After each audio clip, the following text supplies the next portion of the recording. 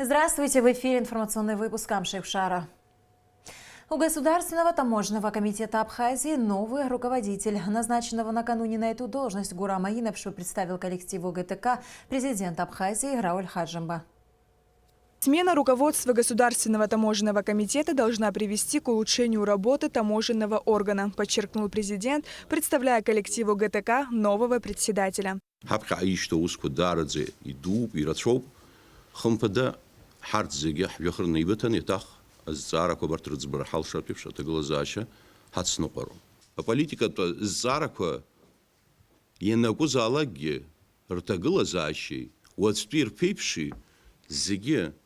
يحضروا حر ياشدزم وبرزحن يرغوتو زجراب خزين رجلان حشرت درت الزاركوا ويتسخراوا شرشوب ويزرغوا شرشوب حرت حزقوت شح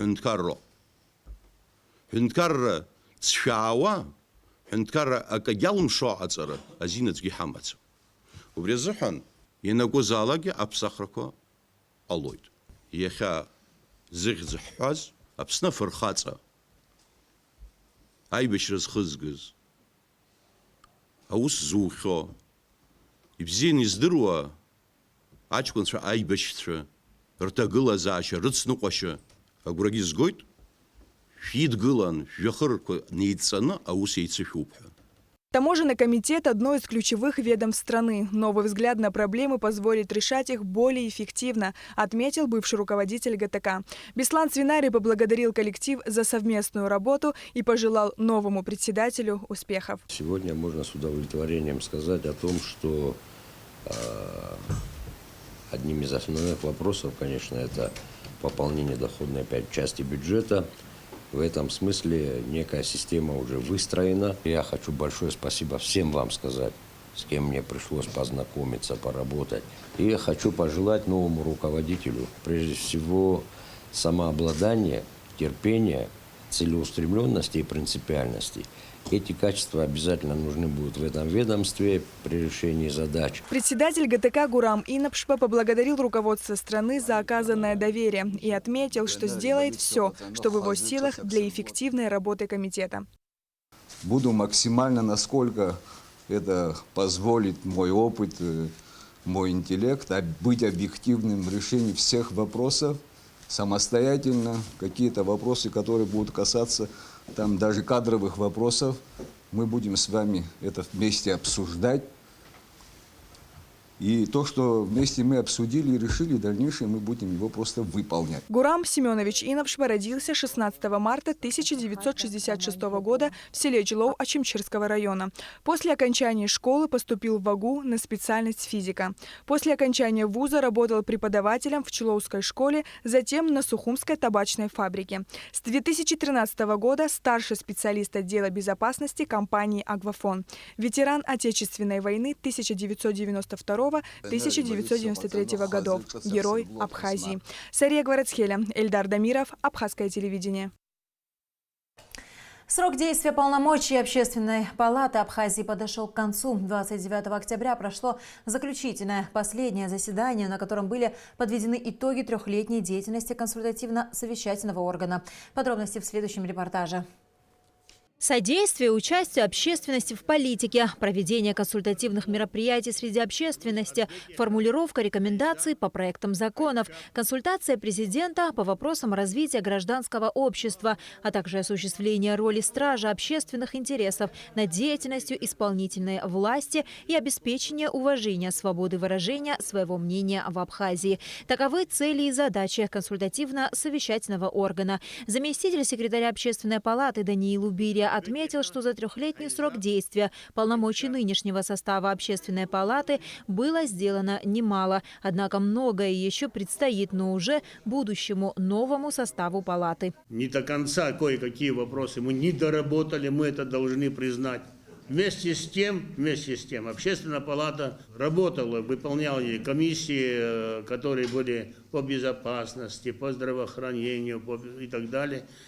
Они работали, и их результаты работы тоже видны. Совет палаты собирался здесь недавно и разговаривал с секретарем которая уже подала заявление, ушла секретарем общественной палаты, которая с нами проработала, Нателла Нурина Акаба. Мы ей сказали, что коллектив, значит, ценит ее, сколько 12 лет работала вообще в общественной палате.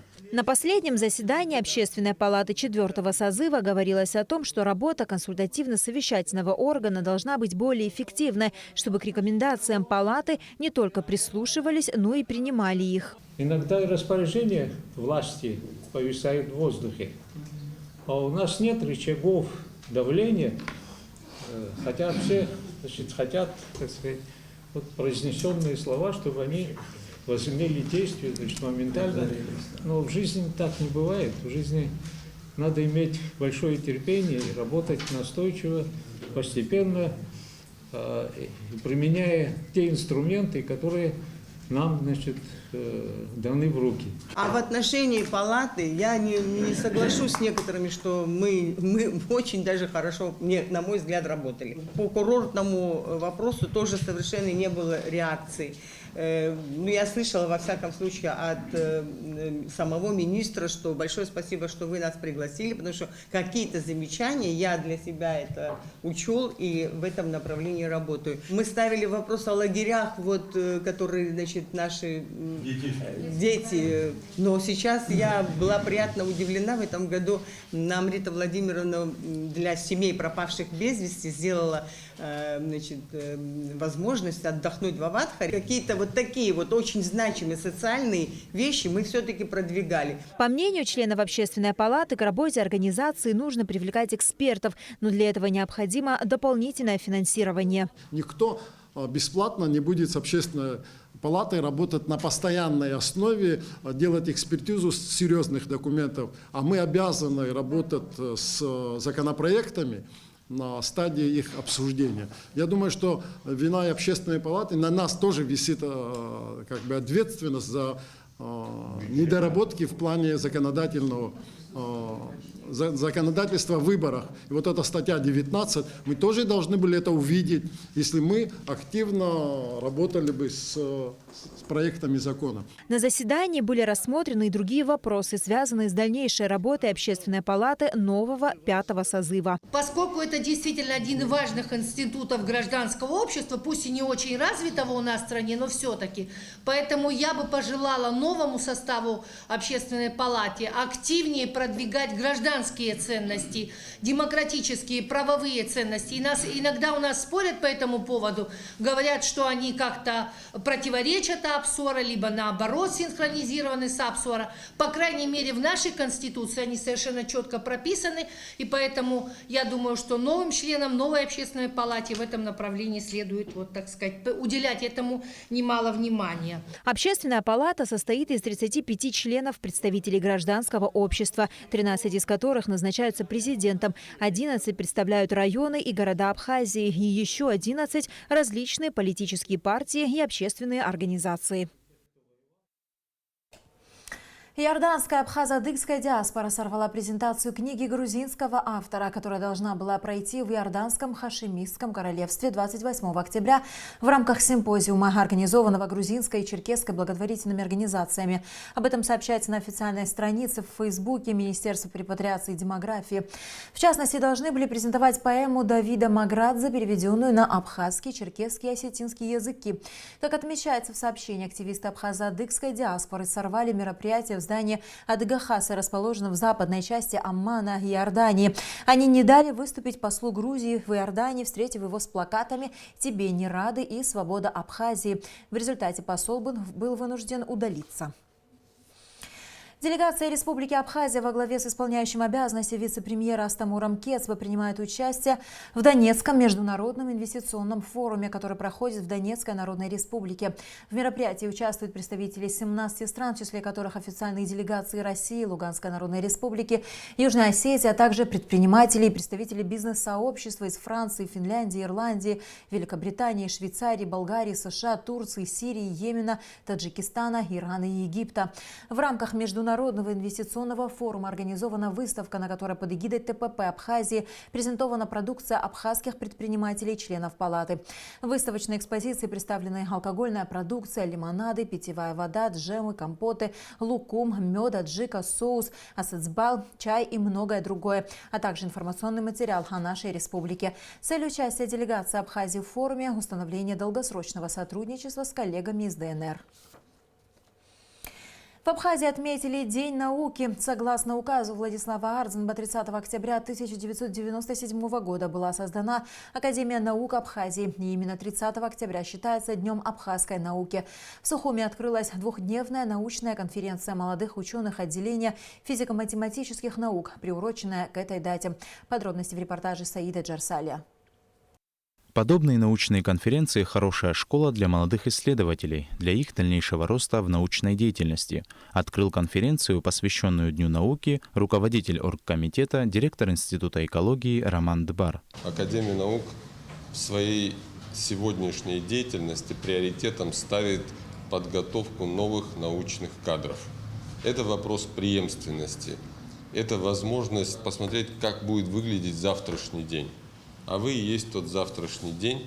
Для каждого из вас это площадка, на которой будет оттачиваться ваше умение делать доклады, отвечать на вопросы и быть готовыми к каким-то серьезным завтрашним событиям.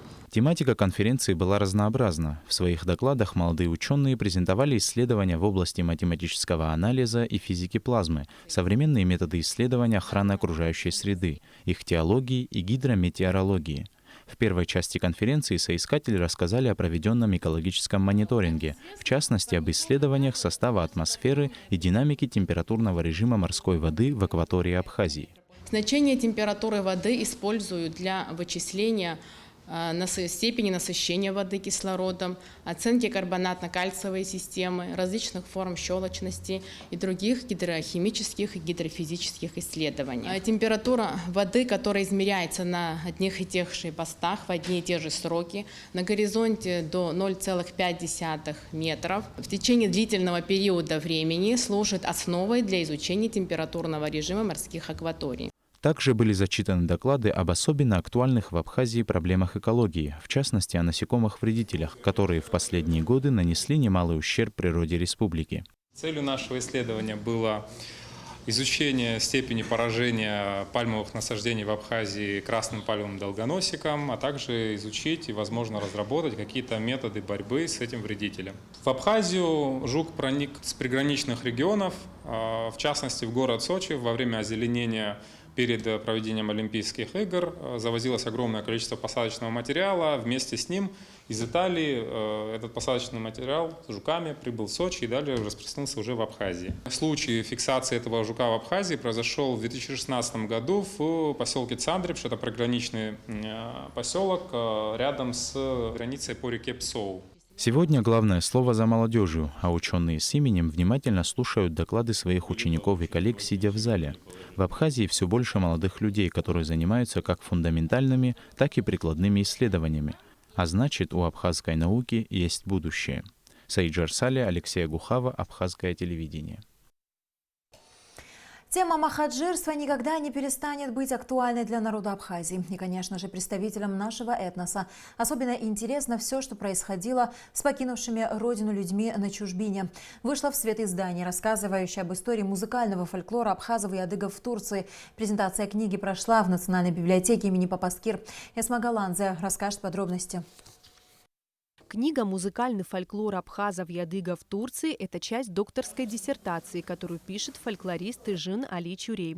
Она много лет занимается исследованием музыкальной культуры абхазо-адыгского этноса в Турции. Тыжин Али Чурей доказывает, что уникальная культура махаджиров продолжает жить и развиваться. Было, конечно, нелегко, потому что, понимаете, два народа, абхазы-адыги, сами близкие по этнически, по исторически, по генетически, самые близкие народы. Поэтому я как адыг вынужден была исследовать и моего братского народа абхазов и адыгов. И трудно было в том плане, это еще диаспора. То есть ездить надо было. И практически эту работу я еще не закончила, естественно, еще продолжение будет, но это первый шаг к музыкальной фольклористике. Книга вышла тиражом 150 экземпляров. В основном издание написано на русском языке. Однако также есть материалы на абхазском и адыгском языках. Помимо истории музыкального фольклора абхазо-адыгской диаспоры, в книге также представлены тексты народных песен и музыкальный расклад их мелодий.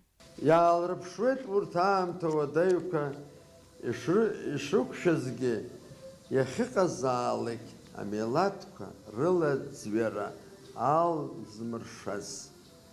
А как он шокор милат хдырра и мырцва и рымазир цасыр кябзи рашу харакой рыпашаракой.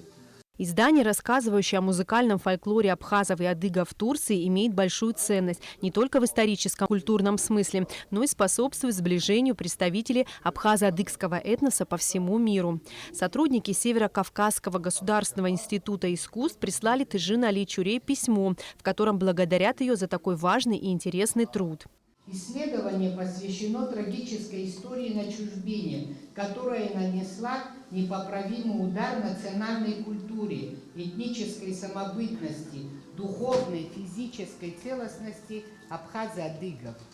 Их выживание в условиях разрухи и хаоса, потери исторической перспективы народа и его организационных структур – это сложное историческое описание. Вокально-инструментальный ансамбль «Гунда» не просто так был приглашен на презентацию книги. В исполнении девушек прозвучало несколько старинных песен, вошедших в издание. Кроме того, сама Тыжин тоже когда-то играла в этом коллективе.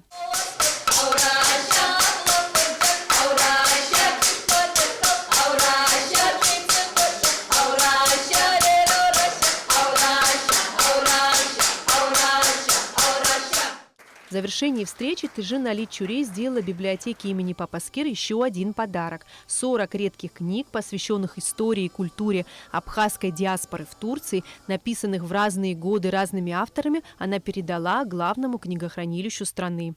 Эсма Гуланзе, Тамас Чиковани, Абхазское телевидение. Кавалер ордена Леона Бадри Агарба, возглавлявший более 5 лет Государственный внебюджетный фонд инвалидов Отечественной войны народа Абхазии 1992-1993 годов, в минувшую субботу трагически погиб. Не стало человека, по-настоящему преданного своей родине и делу, которому он служил. Смотрите репортаж Сарии Кварсхеля. Пустой кабинет, лишь букет цветов на столе с траурной фотографией. Коллеги еще не смогли смириться с трагической гибелью Бадри Агарба и по привычке стучатся в дверь перед тем, как зайти. Бадри Иванович был невероятным руководителем. Он всегда хотел всем помочь, старался, всегда говорил, чтобы мы всех инвалидов принимали с улыбкой на лице, чтобы мы всегда только в позитивном ключе принимали наших инвалидов, несмотря ни на что. Он был очень мудрый, очень безумно терпеливый человек. На самом деле, ним было очень комфортно, очень было с ним легко работать. Бадри Агарба – участник Отечественной войны народа Абхазии. В ходе боевых действий получил тяжелое ранение, в результате чего стал инвалидом второй группы. Награжден орденом Леона. Больно, что такие патриоты, настоящие герои, уходят безвременно. В 1993 году, в марте месяце, когда формировался батальон «Шаратон», мы с ним там познакомились. И с того момента мы были всегда, до сегодняшнего дня, всегда были вместе. В 2011 году, когда вопрос стал о формировании фонда,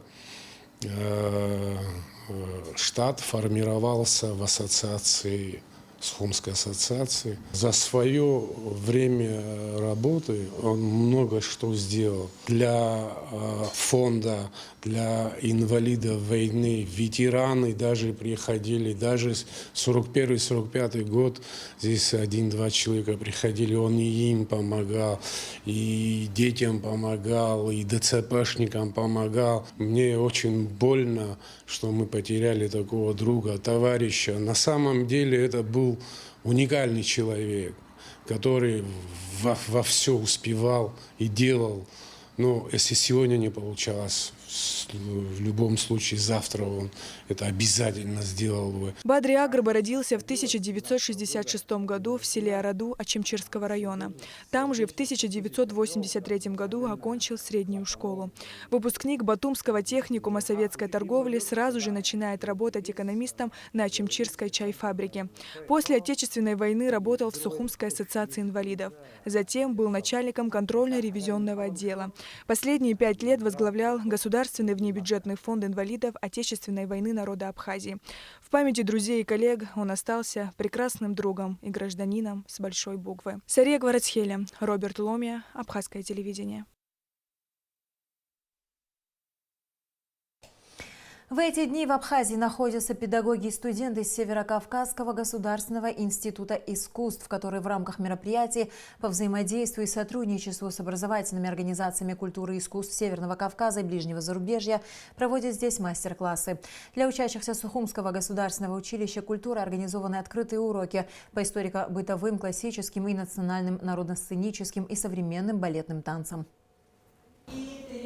У нас особенно дружеские теплые отношения с Северокавказским институтом искусств, и мы давно с ними взаимодействуем. Мы, конечно, всегда выражаем огромную благодарность руководителю и коллегам, которые практически каждый год принимают наших студентов. Сегодня обучаются студенты, кто-то на хореографическом отделении, кто-то на режиссуре. Но это, конечно, огромная помощь для нас в подготовке кадров. И то, что сегодня приехали сюда преподаватели и студенты с очень интересной программой, и наше культпросветучилище приняло их очень добродушно, доброжелательно, по-дружески. И сегодняшний день он условно разделен на 2 части, когда коллеги делятся достижениями, познаниями творческими и некоторыми планами друг друга. Несомненно, такие перекрестки культурные, образовательные, человеческие, дружеские, они дают очень хороший результат. Целью нашей поездки было изначально это мастер-классы, профориентационное мероприятие высшего звена среднему звену, дабы оказать какую-то методическую помощь в проведении классического танца, народно-сценического, по профилю хореографическое искусство. Профориентационная работа, наша профориентационная направленность этого мероприятия на то, чтобы ваши дети Абхазии, которые обучаются в стенах этого училища, приезжали в наш институт, мы их ждем, у нас учатся ваши студенты, ваши выпускники учатся сегодня в наших стенах, и мы хотим, чтобы наши дети подружились. Предпремьерный показ спектакля «Электра» прошел вечером 28 октября в Русском драматическом театре. С сюжетом трагедии древнегреческого философа Софокла так или иначе знакомы многие. Главные герои – дети микенского царя Агамемнона. Электра и Арест жаждут отомстить убийцам своего отца Эгисту и своей матери Клитемнестре. Древнюю историю в современной интерпретации сумел воплотить на сцене молодой приглашенный режиссер Артем Устинов. Как зрители восприняли необычную постановку, расскажет Амелия Бисмарк. История «Электры» и сегодня не теряет актуальности, поэтому перед началом превью показа в фойе Русдрама собралось немало людей. Однако сразу после приглашения к просмотру становится ясно, что зрителям предстоит увидеть нечто удивительное. Актеры зовут гостей за кулисы, тем самым как бы намекая, что это спектакль откровения. Ведь здесь, на своей территории, их персонажи готовы раскрыться полностью и без прикрас продемонстрировать свой внутренний мир.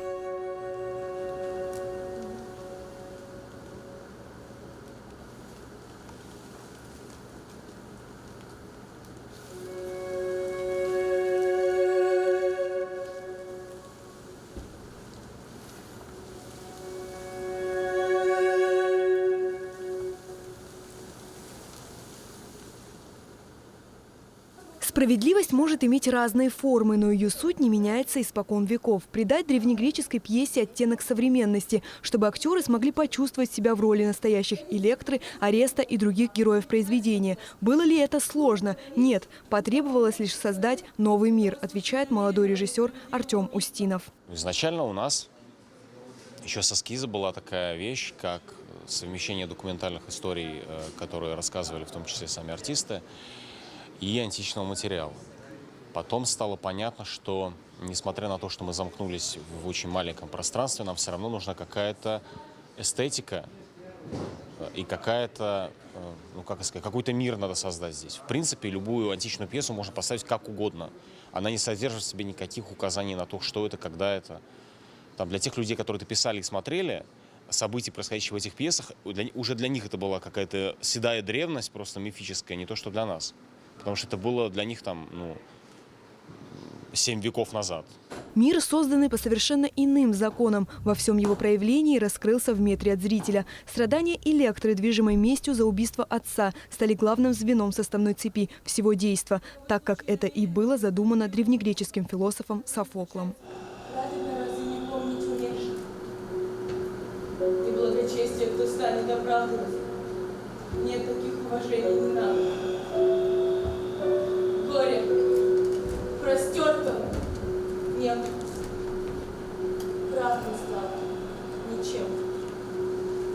А убийца его не постигла вместе. Режиссер Устинов поставил задачу, несмотря на все многообразие форм, максимально обозначить первоначальные проблемы пьесы. Словно заботясь о восприятии зрителя, герои раз за разом проговаривают свои мысли, возвращая нас к реальности античного мира. Много раз в течение всей первой половины спектакля они проговаривают. Собственно, в античной трагедии они же ничего не делают, кроме того, что говорят. Они бесконечно говорят. Это первая проблема, с которой ты сталкиваешься. Они должны уметь защищать себя, свою позицию в конфликте по поводу изначальной ситуации, которая, мне кажется, надо, чтобы как-то всем было понятно. Потому что о ней говорится не раз, со всех сторон.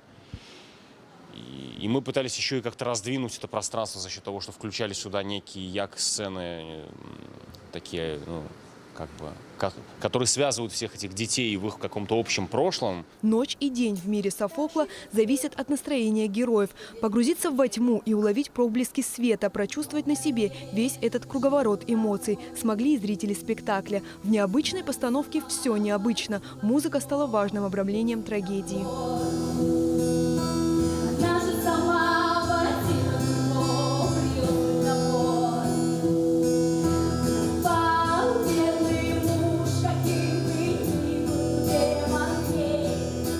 «Электра» – это совершенно новый спектакль для репертуара Русдрама. Тем не менее, труппа не побоялась взяться за эксперимент. Получилось захватывающе интересно, художественно и ярко. После показа публика долго не отпускала актеров, прежде чем они скрылись в темном зрительном зале. Премьерный показ спектакля «Электра» состоялся в Русском театре драмы 29 октября. Увидеть постановку также можно будет вечером 30 и 31 октября. Амелия Бисмарк, Роберт Ломия, Абхазское телевидение. 30 и 31 октября состоится еще одна премьера, но уже в Абхазском государственном драмтеатре. Молодежный театр приглашает всех на премьерный показ пьесы Евгения Шварца «Голый король». Спектакль поставлен по мотивам сказок Андерсона «Новое платье короля» и «Принцесса на горошине». Приходите на спектакль, все поймете. Надеюсь, что будет интересно. Заняты большая часть актеров труппы Абхазского молодежного театра. Очень увлеченные, яркие, талантливые. Я думаю, что все получится и будет интересно. Самое важное то, что это будет про современность. Это будет современным языком рассказанная эта история.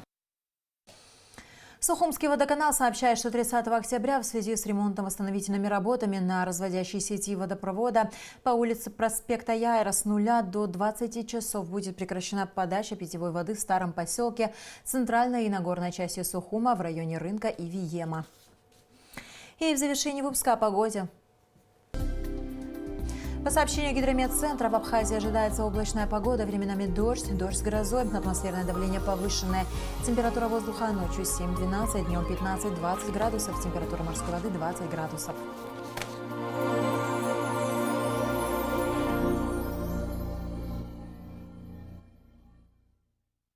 На этом наш выпуск завершен. До скорых встреч в эфире.